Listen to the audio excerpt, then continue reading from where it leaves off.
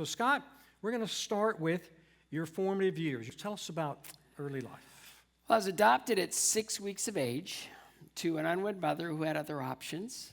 So, kind of grateful, very grateful that she chose to bring me into the world. I was adopted at 6 weeks, which I remember like it was yesterday. Brought me home, all wrapped in cloth, and showed me to my sister who was born of my parents. And she just took one look at me and she said, "He's not very cute. Can we take him back and exchange him for another baby?" But, a little therapy and, time heals all wounds. And we're better now. I've let it go, give or take. And, growing up as an adopted child is, it's an interesting thing because when you have a birth child, it's like, oh, he has your eyes or he has my chin. Or if you're in academia, you expect your child to excel in school. If you're in athletics, you expect your child to excel in sports. There's expectation with a birth child. But with an adopted child, you just sort of kind of sit back and kind of see what happens, And so I was that little boy that loved being the center of attention. Some things never change. I just really was a happy kid. Loved making my parents laugh. Loved, just really was enjoying life. And I was never going to be big. It was just, and the way I describe it is, parents, that kitchen counter that your kids run under all the time, and you just know one of these days they're going to grow just enough to bash their head on that counter.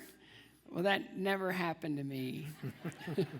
So, it became apparent after a certain amount of time that I wasn't growing, and as an adopted, they didn't know what was normal and what was not normal, but I started showing signs of stress, and so my medical adventure began, and it started locally, and then it kind of went, it's like I joke that we started in my home, Bowling Green, Ohio. We started in that hospital, Wood County Memorial, and then they couldn't come up with an answer, so we went to a bigger hospital with bigger doctors, and they couldn't find any answers over a long period of time, so we went to a bigger doctor with bigger doctors, and they couldn't figure anything out, so we went to the biggest hospital with the biggest doctors. And it was there that I was in and out for months, and finally they just sat us down. They said, "We can't figure out what's going on." I was off sugar, dairy, and flour. I was about, 8 years old at that point, and they just basically said, "Go home. Enjoy whatever time you have." I was given 6 months to live at one point. And then see what happens. Just live a normal life. Just enjoy. Instead of worrying about this and spending time in hospitals, just go home and enjoy whatever time you have.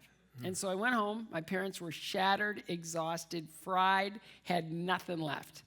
And so our family doctor just mentioned to my parents, "You need a morning off." And they said, "Well, we can't take a morning off." They had just adopted, he was 4 years old with my younger brother. We got, kids to raise, we've got all these other things to do, and they go, no, you need to take one morning where it's just you guys, just being you and relaxing. Brand new skating facility just opened up at Bowling Green, and they have 100 plus kids there for 4 hours, and they can go, they're supervised, and they can just try something new, and that he's going to be okay. And so our doctor's 2 daughters, and then my older sister and I went to the skating rink. And I walked in, and it was like, I never saw so many well kids in one place in my life, because I was always around sick kids.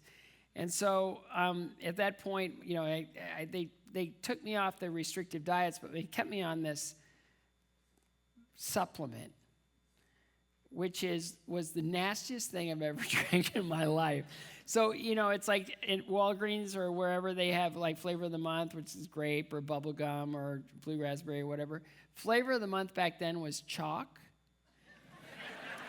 And it wasn't like it was chocolate chalk or vanilla chalk. It was just chalk. And so I'd have to drink this glass was about that big and about that big around. And I hated it, and they made me drink it every day because thinking that might help me stay alive a little bit longer. And finally, I got to the point where I got smart, and I just sort of said, I feel like I'm going to gag. Can I go in the bathroom and drink it there just in case? Exactly. My dad was a PhD professor of biology, and he fell for it.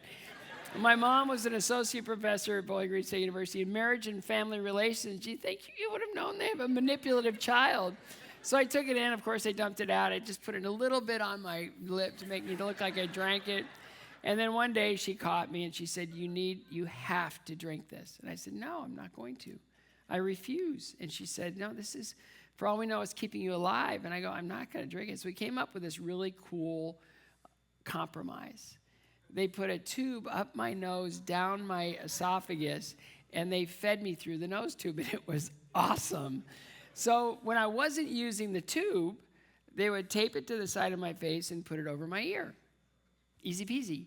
So the first day I went to the rink, I walk in and my eyes are like this big and I'm so excited to be in. And then the kids looked at me and they went. And I go, hi. And they go, what's that thing coming out of your nose? And I said, wait a minute. You've never been fed through your nose before? Who's the weird one? But what I found was, I'd start skating and I'd let go of the wall, I'd hang on to the wall, let go of the wall, hang on to the wall, and pretty soon I was getting all the way around the ice without touching the wall. And then pretty soon I realized that I was skating as well as the well kids. And then I realized that after a few weeks I was skating as well as the best athletes in my grade. And it was my very first taste of self-esteem. And I always say that self-esteem is probably the most powerful agent on the planet, because if you feel good about yourself, the air in the room changes. Everything changes. Every day is approached differently. Every minute is optimistic. And it's just everything changes when you feel good about yourself, as we all should. But I didn't. For all that, I felt weird and different and small and insignificant. And then when I got on the ice, I realized I could do something. And so that's all I ever wanted to do. So the 60s were kind of survival years. Survival years. There was a lot of teasing. I was like, when they found out I was adopted, it was like, you were adopted, you were adopted. Like, why do they repeat themselves? I heard them the first time.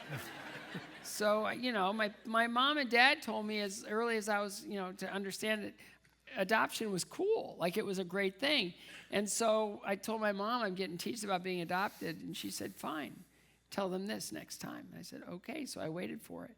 You were adopted. You're just an adopted kid. You were adopted. You were adopted. I go, yes, I was adopted. My parents chose me. Your parents got stuck with whatever came out. Ended it. And then, of course, now I'm a male figure skater. Okay, there you go. So I was called Twinkle Toes, Ballerina on Ice. I was called every name in the book, so I had to play hockey. So I played hockey for 2 neck braces. And I could skate better than anyone, so I led my team in assists, because as soon as I got the puck, it's like, you take it. And, I played for 3 years, and then I realized that I'm just wasting my time.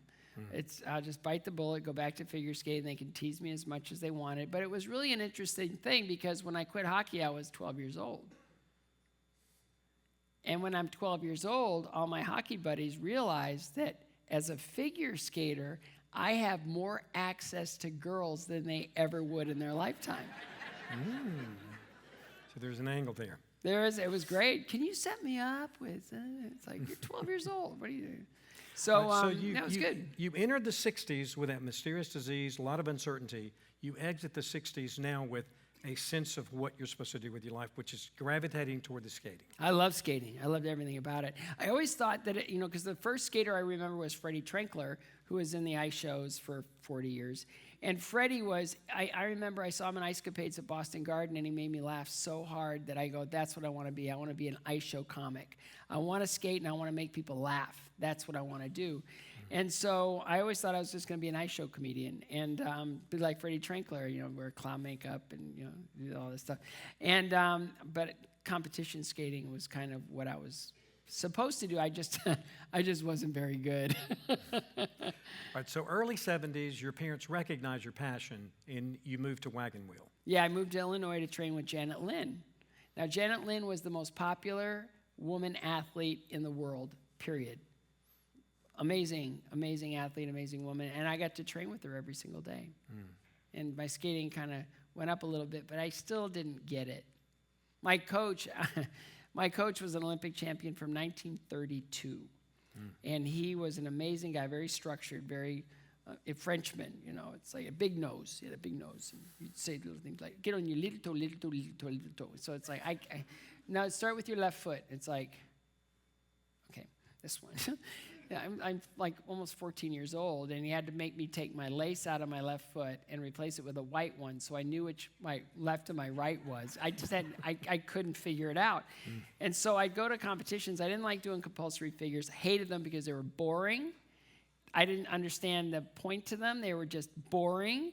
And then I had to be on a small strip of ice, and I couldn't talk to anybody, which was boring. And then it was 4 hours of my 6-hour day on the ice, which was boring, boring, boring, boring. And so I do okay regionally and so sexually, but nationally I was an epic fail. My first nationals, and I don't know whoever arranged the schedule for that particular national championships, is my first one.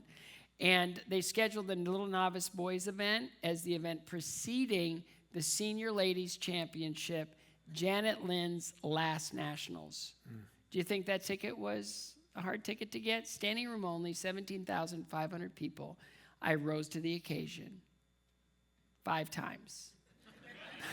I fell 5 times in my program and came in dead last.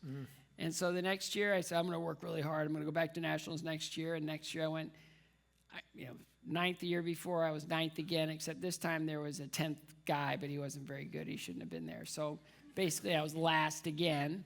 Then I go up to the junior level figuring what's the worst thing that can happen? Last. And so I make it to the nationals and I beat like 2 guys. Beat 2 guys. And after that, I came home, and my mom,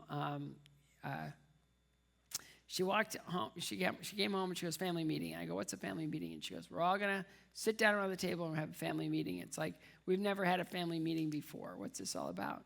And I was at junior high school, and she said, okay, here's the news. And she sounded very upbeat and very happy, and I was like, oh, this is going to be good. And she goes, I've just come from the doctor where I've been diagnosed with a disease called cancer. Now, I'm going to have to go through some treatment, some medicine, maybe a surgery. We don't know yet. But in the meantime, I'm going to need some help around the house. And she doled out chores. And then she looked at me and she said, and you, mister? I go, yes, ma'am. She goes, we are broke. We have nothing left. Your skating has diminished everything for us. Here's what I want you to do. Skate again this year. We'll find a way. And then you'll graduate high school, and then next year you can go to college for free because we're both professors. And I go, okay.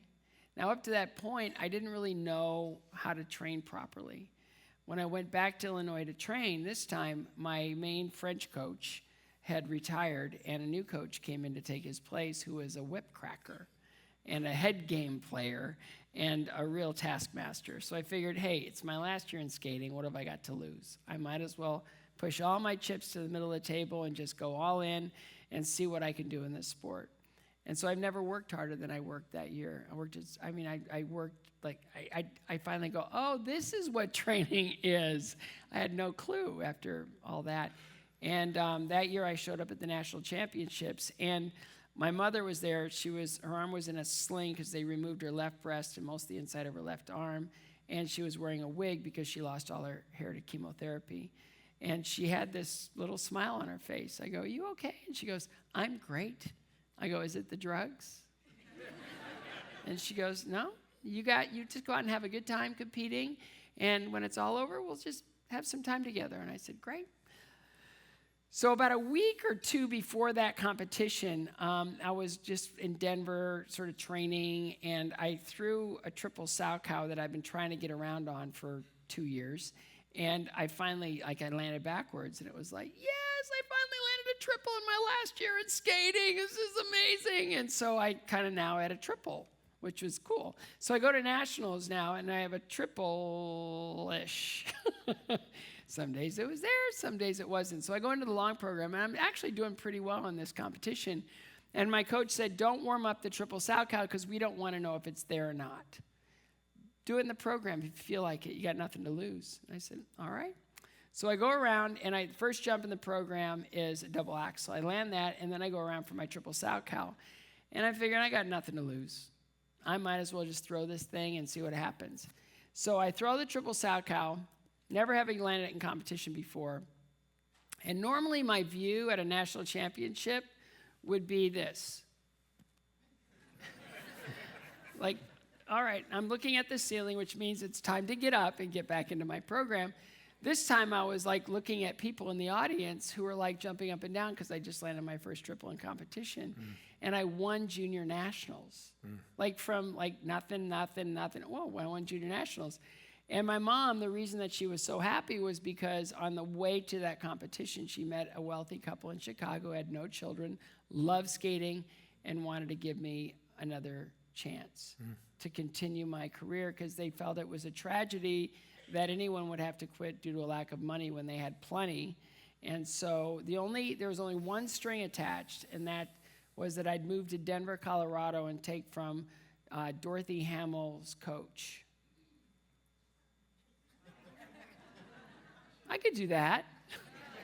So I moved to Denver, and then the next year was my first year on the senior level. And I call it the trifecta. I'm sponsored, I turn 18, and I got my own apartment. Parents, how did that work? I returned to my previous ways. I came in 9th at my first year at senior nationals.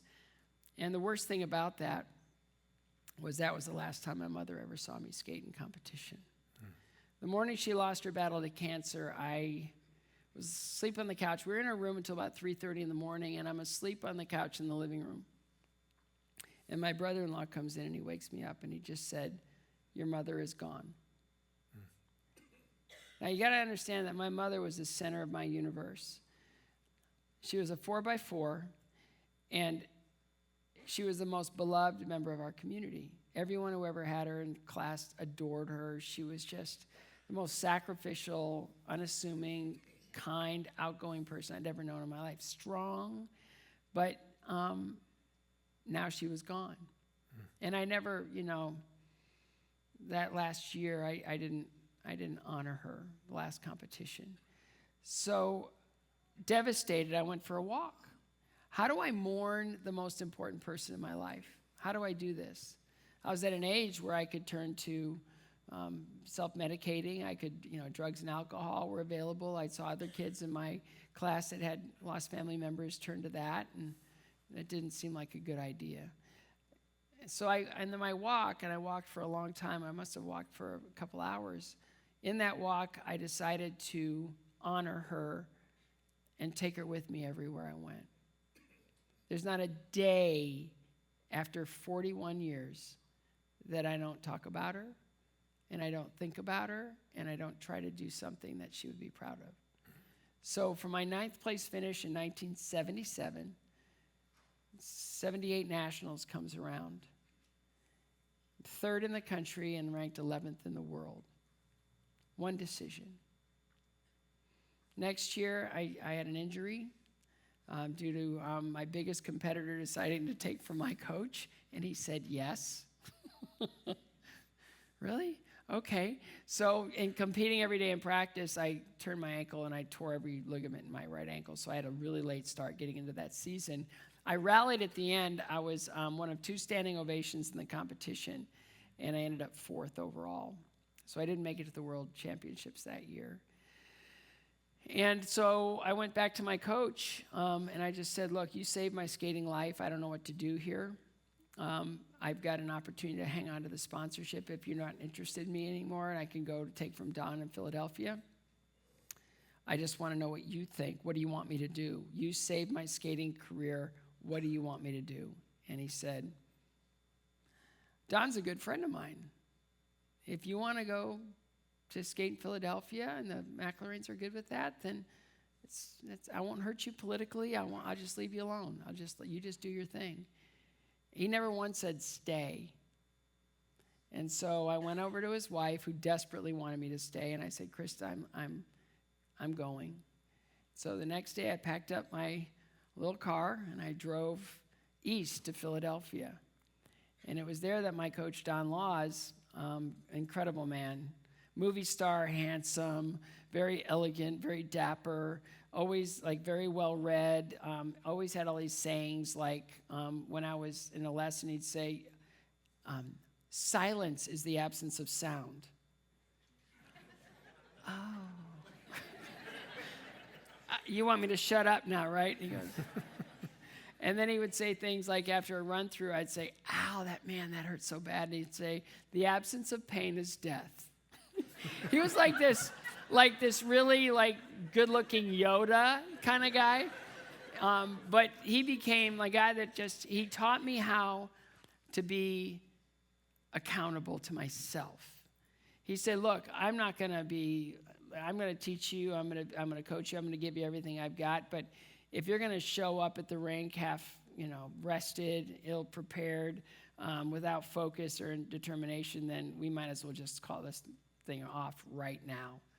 And I said, well, I can show up and do things. Okay, I could do this. And so he channeled all my aggression that I had with honoring my mom, and he really just gave me 200% of him. And after losing at nationals and losing to Scott, was my biggest competitor, he went on to the World Championships where he placed 5th. I thought, I'll never beat that guy again. But the first international competition of the next season was a test event for the 80 Olympics. And we're in the field house. It's the first event that's ever being held in this field house where the hockey team would beat the Russians and all this stuff. So Don and I go to Lake Placid for the whole month. And we're up there, and we're training, and we found a house, and, we're kind of doing a camp for all these skaters that came in from all over North America. And then we had a week of training and then the competition. And I was just like this. I was so focused. And I went out. I did really well in the figures. I was like 4th. And then I went out for the short program, and I was 3rd in the short program. So I was in 3rd going into the free program, which I never anticipated because there was a world champion. The guy that would come in 2nd at the Olympics was in that competition, favored to win. My competitor, Scott, was there, and he was 5th in the world, definitely favored to do something great. David Santee, another competitor, it was going to be either him or me to make the Olympic team. So this is a big event. And so I went out for my long program. I was backstage for my long program, and Scott, the guy that basically drove me out of Denver and away from my coach, came up to me and he goes, I just won the long program, and I beat John Hoffman, the guy that came in 2nd at the Olympics that year. And I just went, oh, good. I was I was so in the zone. I went out, they announced my name, that's the last thing I remember, and then finishing in my last position. And I went off to my coach, Don, and I said, how'd it go? I just was I was so in this other place. And he goes, you skated clean. And I go, I've never done a perfect program before like that. And he goes, let's wait for the marks. I won the competition. And that set me up for the rest of the year, where the U.S. Figure Skating Championships that year were in Atlanta, Georgia. Have you ever been there? And it was in the old Omni, and we stayed in that mall place with a Burt Reynolds something. I don't remember. I just remember they had a practice rink in the main floor, and there was Sid Marty Krofft place up there. And I just went and thought it's my shot to make the Olympic team, and I beat Scott and came in 3rd. And I was on my way to Lake Placid as an Olympian. Holy cow. So we got to Lake Placid. Before you go to the Olympics, the 70s, that decade was the refining decade. Mm-hmm. That's where this philosophy you put in your book was formed deeply in your heart. Oh, yeah. All in, total commitment, complete focus, and leverage your failures. Yep. You started out losing, but by the time. end of the decade, you had overcome that. And you calculated that during that period of time, you went to 31,000 practices and fell over 40,000 times, but kept getting up. 41,600 times, but who's counting? It's just, I figured out what works and what doesn't. I realized that I'm really not afraid of losing anymore because I did so many times that it's like, what difference does it make? So I'm playing on house money now where all these other guys are looking over their shoulder and they're worried about their skating, and I'm free. I'm free to go out there with knowing I'm prepared without being attached to an outcome, but being open to it. Like now, after all these years, I still say I live with an open hand instead of a clenched fist, because way more fits in an open hand. Way more. It's like, where would you stack up love? Would you stack up love in an open hand or with a closed fist? Well, when you open your hand, there's nothing in there, right? So I realized then if I go out on the ice with an open mind, with an open heart, with an open hand, things will probably be okay if I'm prepared. And so from here in Atlanta to the Olympics, it was really funny. I was watching Close Encounters of the Third Kind in the athletes' village early. It was right before all the opening ceremonies and everything. And I get pulled out by my team captains, and they go, "You've really done it this time." And I go, "What have I done?" They go, No, you've really done it this time, and I think I'm getting thrown out of the Olympics. I haven't done anything. I've been at every practice. I've worked really hard. What have I done? And they go, "You were elected to carry the flag in the opening ceremony." Why? No, I'm the third guy in a 3-man team without any chance of medaling. Why?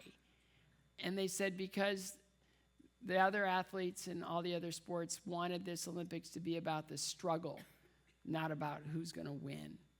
It's about getting there and representing what's the best of the United States, where if you work really hard, you're probably going to be okay. Nothing replaces work. You lost your mom, you survived this illness. It's all about that. And I go, wow. So I go to the parade uniform fitting. This is my world, okay? Okay, hi, you're the flag bearer? I go, yes, I am. Now, what size boot do you take? I go, 6. And they go, 7.5, okay?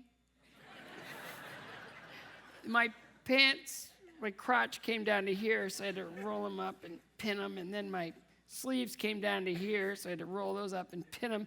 Broad shoulders. And then my mittens were like down to here, so nothing I could do about it. I'm holding the flag with mittens that didn't fit, so what bad could happen there, right? And then my hat kept coming down over my nose while I'm holding the flag. It didn't fit. So the whole time I'm walking into the stadium, I'm thinking they probably think I was elected because I have a condition. But, it's just, it became 5th place finish. Went to Worlds a month later, came in 5th there. And then I was having breakfast one morning, and I realized all at once, it didn't hit me until then, that I'm 5th in the world. How did that happen? Wait a minute. Robin Cousins, the gold medalist, turned professional. Jan Hoffman, the silver medalist, went to medical school. Charlie Tickner, the bronze medalist, turned professional. All I had to do was wake up in the morning and I'm ranked 2nd in the world. That's a good cup of coffee. But how do I win? That was the next question that needed to be answered. So now you're in the 80s. Mm-hmm. And these 80s are golden rock, years. by the way. These are golden years. You worked so hard in the 70s, got out of the pattern of losing, learned to overcome falling, and it pays off in the 80s. Go ahead. So I'm ranked 2nd in the world. And then, how do I win? Well, remember the year that I came in dead last at Nationals? The guy that I need to beat at 12 years old, that year that I came in dead last at Nationals, was 3rd in the senior men's event because he was amazing at compulsory figures. I hate compulsory figures. So Don and I sat down, and he goes, so what do you think? I go, I think I got to get better at figures. And he goes, you need to fall in love with figures. And I go, that's a stretch, but I'll try. And so I started making figures a game. Like, how close can I get the tracings? How well can I line up the circles? What's the rhythm? Where's my, and all these different positions. If I just lean in, and I started remembering all the stuff my French coach told me when I was a little boy, and then what Carlo taught me about rhythm and all the stuff started, all those lessons that my parents paid for all those years that went right over my head, all of a sudden started gelling in my brain, and it was like, if I lean in my hip right here, I'm on an outside edge that doesn't wobble, move, or anything else. It's a perfect arc. If I lift up the shoulder while forcing the edge there, I can do a perfect bracket, and then I can trace it one line. Whew, and all of a sudden, my world it became alive. So I go to the nationals, and David, of course, beat me in the figures, but I was so close and locked and loaded in the freestyle that I ended up winning my first national championship, and the Worlds was about 3.5 weeks later. Go to Hartford. My father at the nationals, it was after the awards ceremony. I was looking for my dad because he was always there since my mother was gone. He was on competition duty, and it was always fun to have Ernie around because he was just the best guy, like the best. And I had my medal around my neck and my big, huge trophy, and I go, where's my dad? And they just put their arm around me, and they walked me back to a room and told me my father suffered a massive stroke that afternoon and was waiting for me in the hospital. So I'm kind of developing this thing of why can't anything good happen to me without something awful happening on the other side? And so I went to see him, told him everything that happened. He finally pushed the button for his pain medication, and he wasn't well enough to travel to the World, so I was there on my own. And third place going into the long program. For whatever reason, I just went out on the ice and I just said, I'll take whatever I get. I'm not going to force the issue. I'm not going to do. So I went into my first jump and I just said, relax. Hit it. It was a big one too. And then went around and just went into the second one, relax, hit it. Skated perfect until the footwork section at the very end of my program. And I'm going around doing da. I'm so excited that I skated clean. Da, da, da, da, da, da, da. Caught an edge. Bam. Right in front of the judges, I get up and I went, oh, well. And I finished my program. And I got almost straight 5.9s out of 6.0. If I wouldn't have fallen on that, I would have probably gotten straight 6.0s, which is, I don't care. But it's just funny to look back on that because I could have been like what I see at nationals now, and I tell kids all the time, don't like compound your mistakes by getting in and saying, going, oh, what did I do? Or like skaters in their bows, they'll go, oh. And it's like, maybe the judges forgot. I know, it's like, why are you reminding them that you weren't happy with your performance? And I fell on that, and I just got up like nothing. It was no big deal. And because I got up like it was no big deal, they didn't think it was a big deal either. Isn't that something? It's a life lesson in there somewhere. It's like, if it's not a big deal, it's not a big deal, right?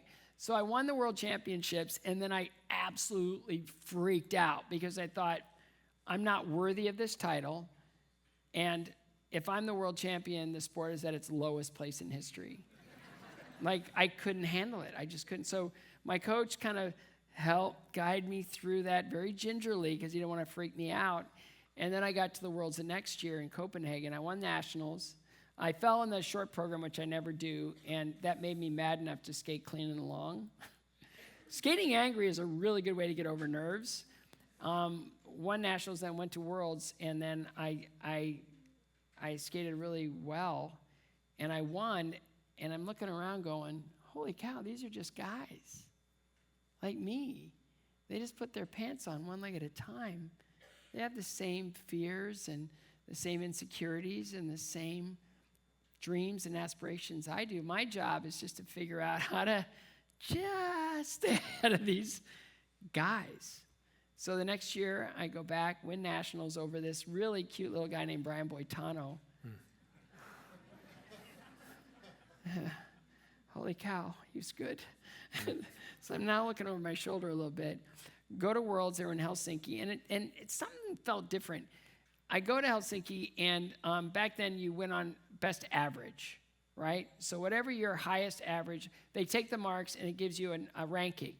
So if you're like 5'9", that's the highest ranking, you get a 1 for the ordinal, right? From each judge, you get. So the best average of 9 wins, right? So I go into the short program, and something just didn't feel right. Don was stalking around like he was angry.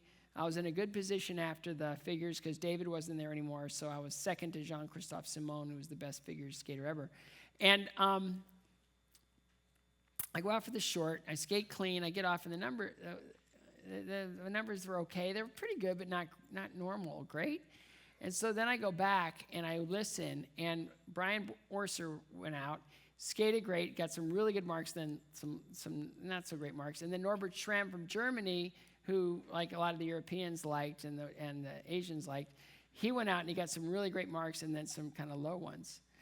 And what happened was there was kind of like this little judging thing that happened where Western judges wanted Brian to win, so they gave him 4 firsts. But and then Norbert, the Eastern judges wanted him to win, so he got 4 firsts, right? I got 1 first from the American judge. Here's the deal. I got 8 seconds. They each got 5 thirds. So their best majority was 3rd place. My best majority was 2nd place. So I won the short program, and then the judges gave up. They just said, fine, you're the winner. You're great. We're not going to mess with you anymore. The American judge had to write a letter of apology, even though he was the only one that was right. And it's just crazy. It's just insane. So going into Sarajevo, I was the favorite. I hadn't lost a competition in 3 years. That was the Olympics. The Olympics in Sarajevo. And everywhere I turned, the press would say, so you're the lock. You're the one that's going to win no matter what. I mean, are you feeling like if you don't win the gold medal, you're a failure? Well, not until now. It's like, I know, I mean, so I hid in my room. I had an ionizer because we nicknamed Sarajevo Planet Smoke because everybody smoked cigarettes. They burned soft coal in their rooms, and there was an inversion there all the time where it was smoky all the time. We went to dinner one time. I am not exaggerating at all. I exaggerate sometimes, but not this time, right? Where this family is sitting at dinner, and everybody's smoking a cigarette. And then this little boy, he must have been maybe 8 or 9 years old, comes up to his mom, and she goes like that, and he takes a full drag off her cigarette, and she goes right back to smoking. And it's like, get me out of here. So went through. My strategy was if I could be top 3 in figure short and long, I can't lose. So I won the figures over Jean-Christophe Simon, the best figure skater ever. And it was like I went to Paris on the way to maybe train with him a little bit, maybe spy on him a little bit. And so I put my patch right next to his, and I'm doing figures, and I look over, and it's like, I can beat him. And so at the Olympics, which can be very political, he's by far the most decorated figures skater of my 4-year period. I beat him the first figure 5-4, 5 judges to 4. I beat him the second figure 7 judges to 2. And then the third figure, the final figure, I beat him 9 judges to 0. So now I'm realizing that all I have to do is be in the top 3 in short and long, and I can't lose. Not a good swing thought. You got to be hungry. You got to keep going after it. And I'll go back to a practice I had earlier in that week. I was on the practice rink 2, and Brian Orser was in the audience, and he was second to me the year before at the World Championships. So I go, I'm going to show him absolutely what I'm made of.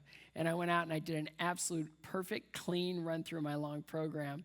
And while I'm like being Mr. All That and bowing, right, to the crowd, I look up at him and he's like, is that all you got? And I was like, oh, I'm going to lose the long program. Doggone it. I knew it because the look on his face was like, really? Is that all you've got? And sure enough, he won a broken tie in the short program. He was 8th in the figures. And then he absolutely destroyed me in the long program and pulled up to 2nd. So my strategy held out. I was first, second, won the gold medal. And the press conference was ugly because you have a lot of sports press saying, how can you lose 70% of the competition and win? And I go, well, it's first here's my strategy. And then I gave other sporting analogies like, if you're 12 under after the first 12 holes, you're probably going to win that day, no matter what anybody else does in the final 6. So it was one of those things where, if you're at a Super Bowl and a team scores 35 points in a quarter, you're probably not going to win, And I go, look, I didn't skate as well as I wanted to here, but I came in with a strategy. It worked, and here we are. And on the way home, I was with Woody Page, one of the sports reporters from Denver, and he said, I had my article written to absolutely destroy you because I lived in Denver. And I go, and? And he said, after the press conference, you won me over. And we became friends after that ever since. So, it's owning it, was another lesson. I just owned the failure. So you win the gold. I win the gold. Life is never going to be the same again. Well, yeah. And let me point out one quick thing. In 1961, the entire U.S. figure skating team was killed in a plane crash. Yeah. Coaches, and the U.S. judges, had everything. won 4 men's gold medals in a row and did not win another one from 1960 to 1984 when he won it. Mm-hmm. So you winning that was such a huge deal, and it meant the men's figure skating was back. And so this now catapults you into a fame. Nobody really knows because, I had a great 4-year run, didn't lose a competition, but I now turning professional. And it was, what does that look like? Because they'd only really had women turn professional and have careers. They never had a guy turn professional and have a career. And so I had really good role models. My role models when I decided to build a professional career were Bruce Springsteen, because he was patient enough to build an audience over time, and he earned them the old-fashioned way. Neil Diamond, because every time he was on stage, he showed the joy in his performance and his craft, and that's why he toured for 50 years. And then my last one was Robert Plant, the lead singer of Led Zeppelin, because he was always pushing his audience and taking risks and growing as an artist. And I go, though I'm not going to compare myself with skaters. I'm not going to do any of that. These are my guys. And when I started my career, it was with the Ice Capades. He said, it's a good thing you won the gold medal. The president of Ice Capades told me this because you're too short to be in the chorus line. Thank you. Welcome to the company. That's great. And I said, I'm going to be the best employee you've ever had. And he goes, no, you Olympians, you come out of the Olympics and all you want to do is party. You miss shows. We have to give ticket sales back, and you sleep in when you should be on selling on a press opportunity. And I go, no. I will never miss a show, and I'll never miss a press obligation. I'm going to be the best employee you ever had. And so for 2 years, and I signed a different kind of deal. I didn't do a 33-week deal. I signed a 20-week deal because I wanted to keep my skating up. I wasn't going to, just because there was 13 more checks there, I wasn't going to chase them. I really was looking at longevity because I realized longevity is the prize more than anything else. And so, was that me? No, good. Okay. I just took a 20-week deal, and every year I skated 23 weeks because other Olympians would get hurt, and I would step into shows for them when they couldn't perform. And at the end of 2 years, the president of Ice Capades came to my last show, and he said, wow, congratulations. I never thought you could do it. I had a 2-year deal with a 3rd-year option, so I'm just sitting there, my chest is out to here thinking, oh, he's going to give me that 3rd-year option, maybe even extend it because I'm such a great employee. And what he ended up telling me was, you did everything you said you're going to do. Congratulations. I'm really impressed. But we're going through a sale. And I said, yes, I can't wait to meet the new owner. And he goes, well, he doesn't really want to meet you. I go, what's wrong? And he goes, he only wants to present women. He doesn't want to present men. He doesn't know how to sell or produce a man. And I go, what does that mean you're letting me go? And he goes, that's precisely what it means. Good luck. And so I look back on that now, and it's like there's two things. One, sexual discrimination in the workplace is alive and well in this country.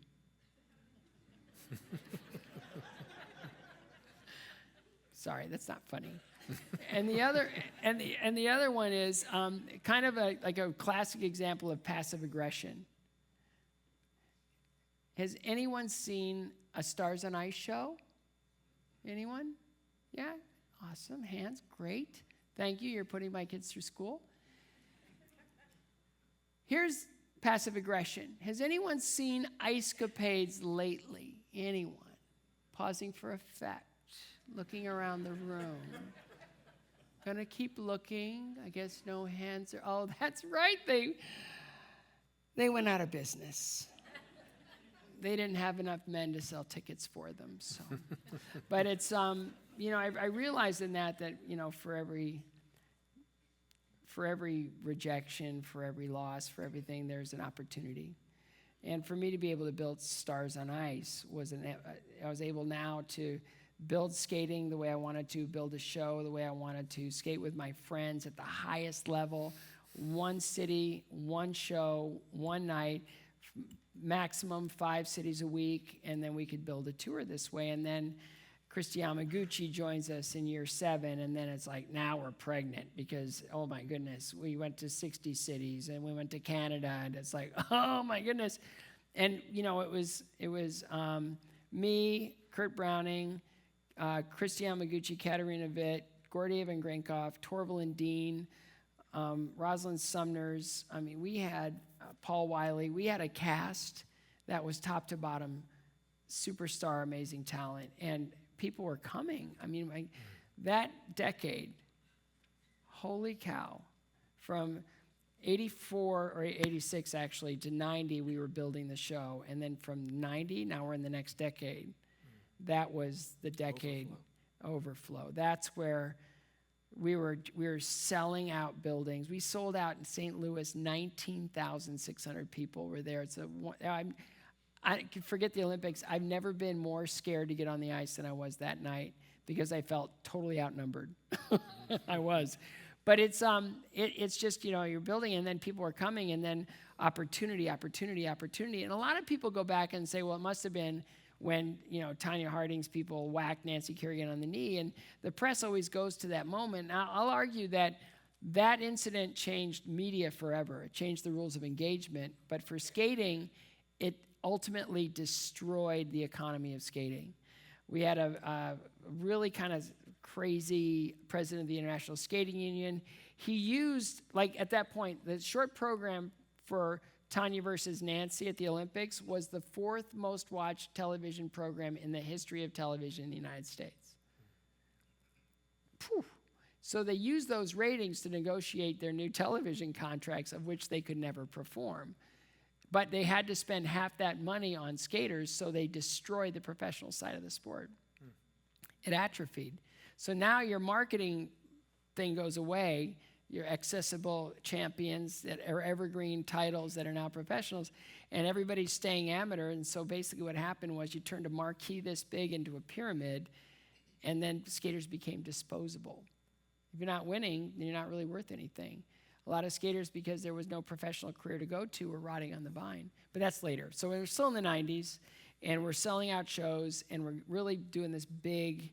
It's awesome. I mean, it was really fun, but it was kind of, for me, the tail that was wagging the dog, because at that point in my life, I realized that I was way more comfortable in front of 17,000 people than I was in front of one. Not healthy at all.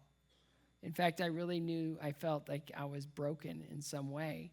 I was, financially, I was doing really well. There was tons of opportunity. I was skating at a high level. That part was great. It was just, I couldn't manage a relationship well. It was just awful. I was gone too much, and then I didn't want to be with anybody on tour because no, we're family. We're not going to do that. So I was really unhealthy, and I didn't know how unhealthy I was until 1997, when after 50 cities of tour, I decided to go to an emergency room in Peoria because I couldn't stand up straight anymore. And it was there after about 6 hours of tests that the doctor sat me down and he said he found a mass. And I just laughed. I go, that's a mass? And he goes, what's so funny? I go, well, I mean, look at me. Nobody's ever used the word mass in description of me before. It's kind of fun. He goes, no. You need to really take this seriously because it's either benign, malignant, or something else. And it was 20 years within a month of when I lost my mom. And the fear was unbelievable that I'm being diagnosed with the same disease that took her from me. And so skated the show that night, and then I got on a bus and went to Cleveland, where I was treated for stage 3 testicular cancer.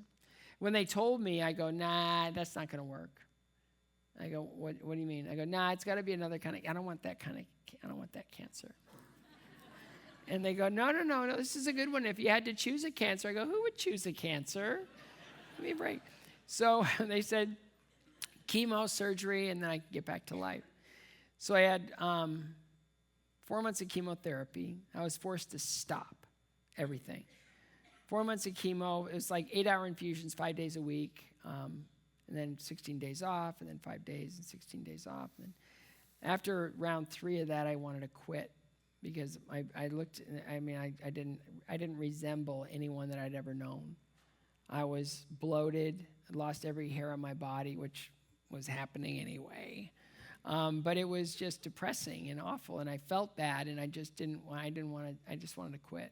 Just whatever is going to happen, let it take its course. I didn't know that it was totally a wake-up call, because when I got through the surgery, which was a 38 staple surgery. I call it filet au dwarf. It was one of those things where after that was done, I realized that now, how am I going to live my life now? How am I going to do it? So I decided to step away from my old life. I got my car and I just drove until I ran out of road, which was LA. And I decided I could be alone, neglected, in LA because people live behind walls, hedges, fences, and in cars. I can be left alone here. And the weather's not bad. So I would work, tour, and then I go back to LA and I just heal.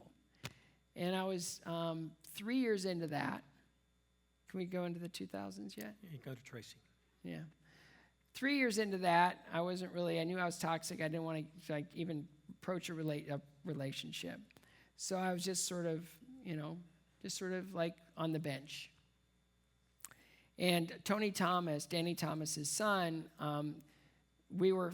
the tour was benefiting Target House at St. Jude Children's Research Hospital. So Tony and I got to be really good friends. And his marriage had ended tragically. And then he was inviting these 2 girls to the show in Memphis. And I'm like, good for you. My boy is getting back in the game. It's like, awesome. Good for you. And so, right before the show, I saw 2 girls coming down the ramp, and I go, oh, that must be them. So that's great. So I went out and skated the show. I don't know if you saw the picture, but there's this one of me wearing powder blue tights. It was a ballet comedy, and it was very funny. There are all kinds of things wrong with that number, but it was a lot of fun to do. And so after the show, I go back, and Tony is with a lot of the St. Jude families, and his date was standing by the production office. And so I go, I just got to go up and introduce myself because I want to know what's up with my friend. So I went up and I started talking to this girl. I talked to her for about 10 minutes. And I walked away thinking, holy cow, what am I missing? If I can meet somebody like that, I'm ready to get back in the game. I'm ready. So I go back, finish off the tour, playing golf with Tony a few months later. And he's on the phone going, he's all schmoopy on the phone, and he hangs up, and I go, is that girl from Memphis that I met? And he goes, Tracy? I go, I don't know what her name was, but she was awesome. And he goes, no, she's like his assistant Roberts. It's like, that's Robert's like little sister. No. Tracy and I have never dated. We're never an item. And I go, oh, sorry, just asking, because, she was your guest. And he goes, guest. And I go, okay. And he goes, it's funny you should ask about her because she's moving to LA, I think, this week. was like, can I get her number? See, what I didn't know was because she was a guest, on her way home from meeting me backstage, she was there with her cousin Gina. And they were driving back, and she goes, oh, backstage was really fun. I talked to Scott for about 10 minutes. And she said, what's he like? And Tracy said, you know, that's the type of man I see myself marrying someday. Crazy, huh? So we went out on our first date, and we've been together ever since. And it was really interesting. While we were dating, I could tell that something was on her mind, something was troubling her. And she goes, we need to talk. And I go, anything, you name it, I'm wide open. I'm not like that 17,000 person guy anymore. I'm one. I'm on. Gotcha. I'm here, focused, ready to listen to anything you have to say. And she said, I have a really important question for you. And I said, all right, hit me. She goes, I really like us, and I think that we have a future, but I need to know this. And I said, tell me, what is it? And she said, where are you in your relationship with Jesus Christ? Thought about it for a second, and I said what any smart guy would say. Where do you want me to be? And she said, no, I'm serious. What is it? And I go, here's my deal. And I told her about the years of skating with Janet Lynn, who's an evangelist and traveled the world, talking about Jesus. Everybody in the rink was reading Bibles. I tried. I didn't get it. I didn't understand. I don't know why there are so many denominations and why don't they like each other. And it's one guy. I don't get it. And blah, blah, blah, blah, blah. And she goes, you need to talk to my minister. And I'd say, bring him on. I got lots of questions. And so we met up with her minister, Ken, and he became my mentor. And we talked, and I told him all the same things I told her about. I don't know why there's all these things and rules and denominations when it doesn't seem to me it's meant to be. And he goes, I couldn't agree with you more. I go, you're my friend. And so he hands me a Bible, and he goes, have you ever read this? And I go, yeah, kind of. I tried, but I didn't get it. I didn't understand it. And he said, do you like history? And I told him it was my favorite subject in school. I adore history. I love history. And he said, here's a book of history. These things actually happened. But don't read about the characters in the Bible as much as I want you to read this book and how God interacted with every single one of these characters in this book. That's the way you read the Bible. It's how did God touch that person, and how did God touch that person? It's a record of God speaking to us. And I go, I can totally get behind that. Until I got to Numbers was hard. And then I tell people all the time, I go, try being mildly dyslexic and read Isaiah. It's hard. It's really hard.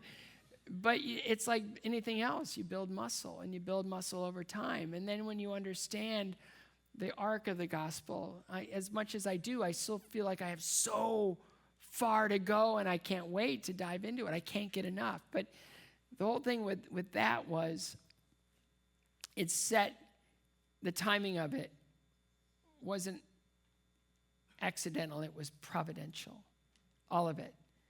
Because I was ready to meet Tracy when I met Tracy. She was ready to meet me when she was ready to meet me. I was ready to dive into learning about what this faith thing is when I was ready to learn about what this faith thing is. You can just go through your life and just things pass by, and you just, you're focusing on your life day to day and what it means, what you got to do, and here's my list. But when God comes into your life, when Jesus comes into your life, it's like, that's what that's for. I always wondered. I had no idea. So I started my journey of figuring things out.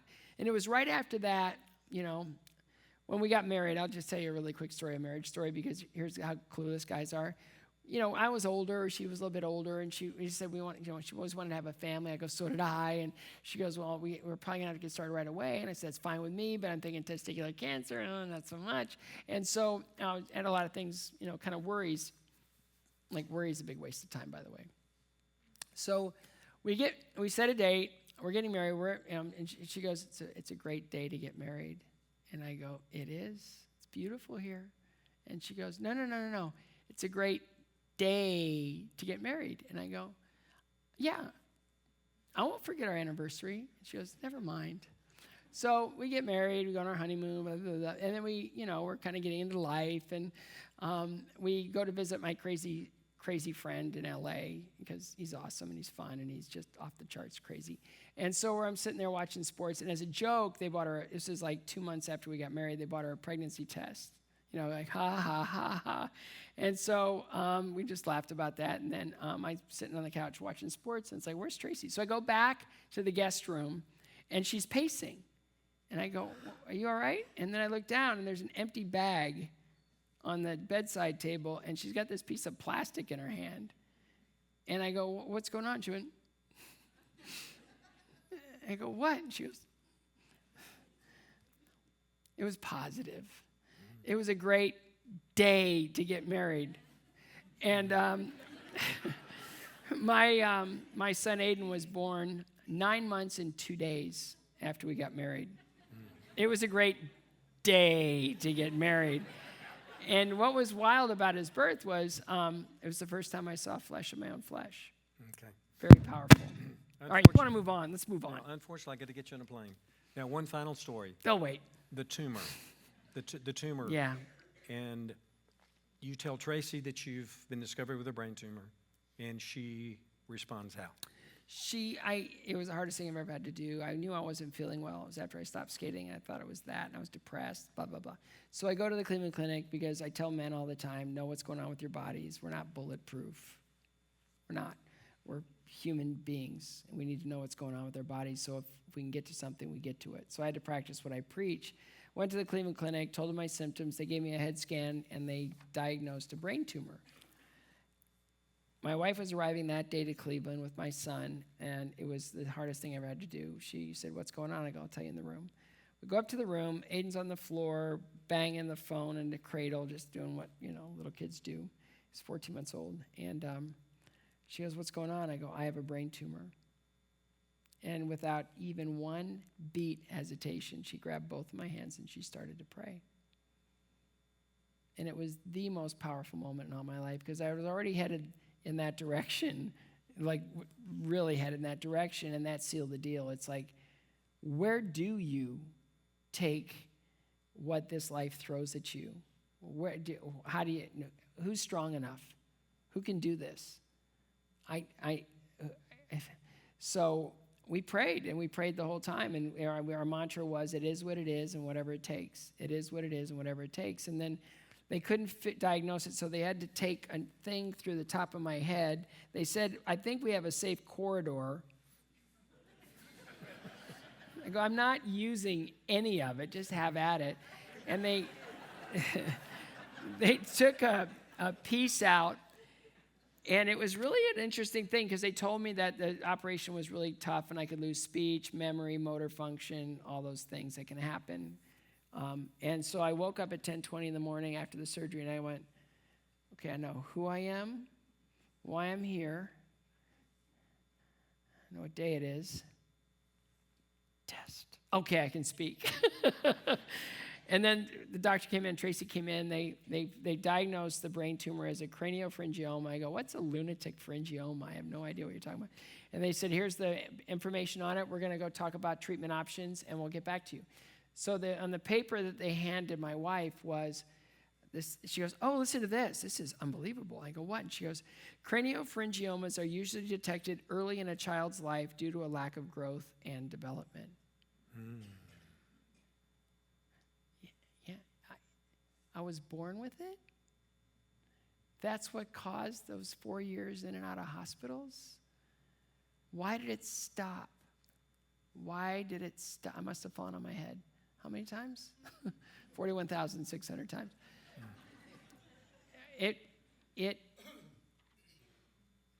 made everything possible. I think about that tumor all the time, and what a gift it was. It stunted my growth. It allowed me to understand what it means to be independent at a very young age. It allowed me to celebrate being different. It allowed so many things that normally at the time I wouldn't think were good things, but now I can look back and I can say, thank you, Lord. The greatest thing that ever happened to me was this stupid brain tumor. And it allowed everything to just take on, they did radiation, which baked my brain in radiation. So if I say anything or do anything, don't judge me, it's not my fault. And then it came back 6 years later. And this one was like getting kicked in the stomach. We had another son, which, okay, let me tell you something. A pituitary brain tumor treated with radiation and testicular cancer, no chance for fertility. None. I self-injected 6 times a week for 2 years. And then I just told her, I go, it's starting to really get painful. It's not working. And I go, what do you want to do? And she said, I want to pray that God gives us another child. And so we gave up on all the drugs, and about 2 months later, I'm at the Cleveland Clinic getting this thing looked at to see if it's growing, shrinking, whatever. And I was really scared because something felt different. And so they tell me everything's great, everything's fine, everything's fantastic. And I walk out and I turn on my phone, and there's a text message on my flip phone. Why do they even put a camera on a flip phone? You can't see what it is. So I look at it, and it's like, I can't see what that is. It doesn't look like anything. And then I saw the text underneath that said, I hope you have a bag handy. I used the bag when she told me the first time because I was hyperventilating. So Max is born with flaming red hair.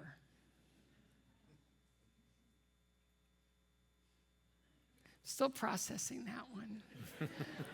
Actually, I'm not, because when I do a lot of my speeches, I always joke that if I had to write a personal ad and be honest, it would say, short, bald, half-neutered, radiated, surgically repaired, retired male figure skater of unknown ethnic origin seeks a beautiful, intelligent woman for long walks, laughter, and an interest in my hobby of collecting life-threatening illnesses. So now I'm looking at my redheaded son, and I go, unknown ethnic origin? I'm Irish!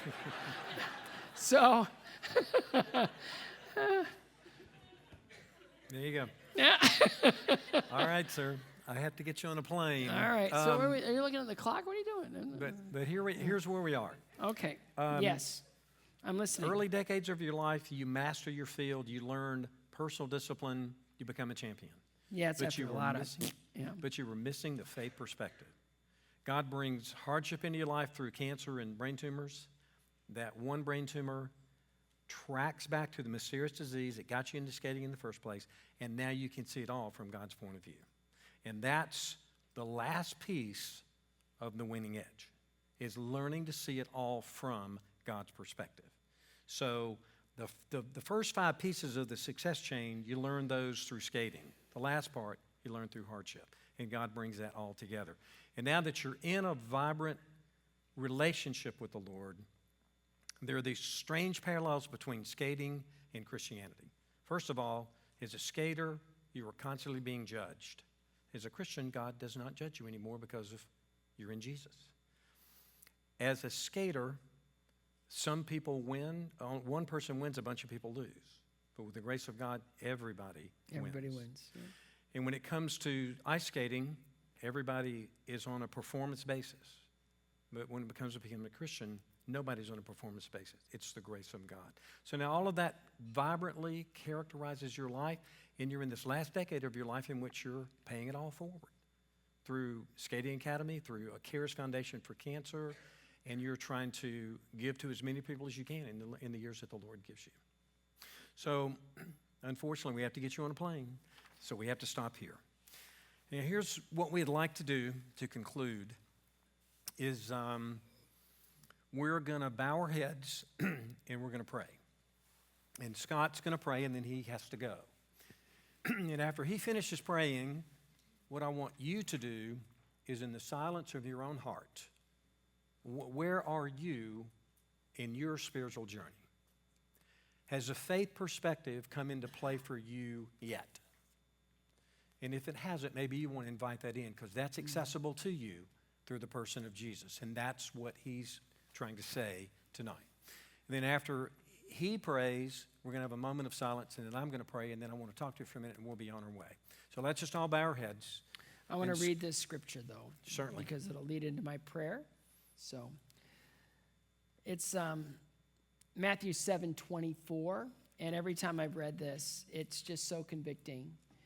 It says, Jesus says, therefore, everyone who hears these words of mine and puts them into practice is like a wise man who built his house on the rock. The rain came down, the streams rose, and the winds blew and beat against that house, yet it did not fall, because it had its foundation on the rock. But everyone who hears these words of mine and does not put them into practice is like a foolish man who built his house on sand. The rain came down, the streams rose, and the winds blew and beat against that house, and it fell with a terrible crash. Father, our lives are in your hands. You created us. You've set down. I wish I could help, but you don't Siri. seem connected to the internet. Stop it. Okay, you are going away.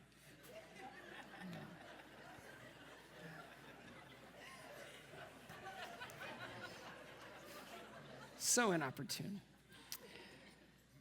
Father, you are who you say you are, and Father, you do as you say you do. There is nothing about the gospel that isn't based in truth, in history, and there is something in this for all of us, because the one thing I learned about the gospel is the most important thing, and that is you are loved, deal with it. I've always loved that because it's true. You love us unconditionally and forever. We are your children. We're your creation. You've done everything to show us the way to live our lives joyfully, productively, and it all is rooted in your Son, who you so magnificently gave to us so that he could atone for all of our sins. Father, we know that Jesus lived his life, his ministry.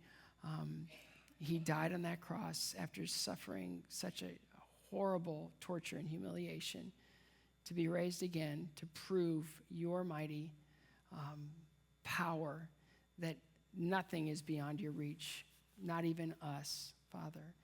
So for everyone out there who is curious, like I was, I pray that they'll lean into you. For everyone out there who's suffering and needs that support that they can't find, to their pleasing, please let them see you, Father, in everything. And we thank you. We thank you unconditionally and forever that you are always there, you're always available, and you always have everything we need when we need it most. So we thank you. We're so indebted to you, Father. And we know that it isn't works that brings us to you. It's just a simple decision to recognize you for who you are and who you are in our lives, Father.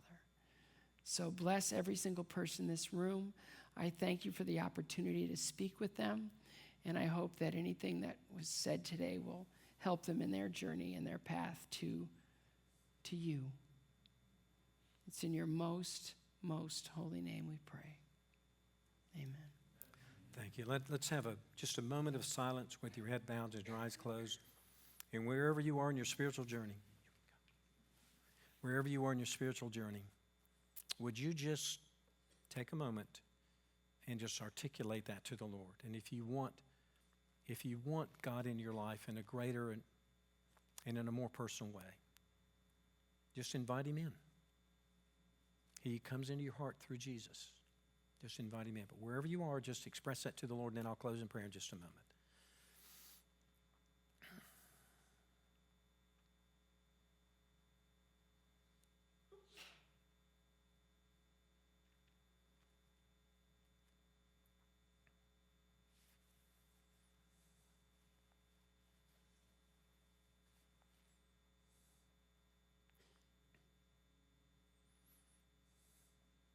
Lord, we want to thank you this evening for framing your message of love to us through this amazing story, and one that unfolded over 6 decades of time. But Lord, that's how you work. And life is a journey of search, discovery, and fulfillment. Not in who we are, not in what we accomplish and what we do, but life is a journey of search, discovery, and fulfillment in you. It all comes back to that. And we pray that as a group tonight, Lord, we've been challenged by what we've heard, and that our hearts have been open to whatever work you want to do in our lives to settle that faith perspective so that no matter what we accomplish as people, we'll always see whatever life deals to us. We'll see it, our life experience, through your eyes, and we will ultimately give you the glory and the credit for it. Thank you for making connection with us possible through Jesus' death on the cross for all of our sins. He is the way, the truth, and the life. And we lift up his name, this prayer in his name tonight. Amen. Now, before you go, I just need to ask you to do this for me. And as you know, this is Super Bowl weekend, and this story has gotten us off to a super start. And on the table, underneath your little centerpiece, there's an envelope. And if all of you would please take out this card, what I want you to do is just, we treated you to a nice dinner tonight and a great story. And what I'd like to ask you to do is give me your feedback on this event by just filling out this card. And I'm just going to walk you through it very simply, and there's some simple questions that we have for you. What we'd like to do tonight is to send all of you a video of the talk that you've heard. And to do that, we need your name and your email address on the card. And maybe you can forward this to someone who couldn't get here tonight that wanted to hear it or doesn't know anything about it and would benefit by hearing it. So if you would just take your card, and if you want to give us your name and your address, that's helpful. Phone number is helpful. Any of that contact information is helpful. But we'd like to know who you were a guest of, who brought you, and then your name will tell us with your email address. And please print your name, print your email address so that we can get it right, and we can forward to you a DVD of the story that you've heard tonight. Along with that, what we need from you tonight is, would you be honest with us? And on the line where it says event evaluation, would you give us any feedback on how this event could be better, or how it could have ministered to you better? We'd love your honest feedback.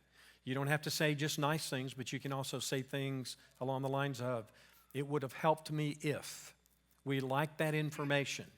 We love this event. We plan to keep doing it every year, and we want your feedback on how to make it better.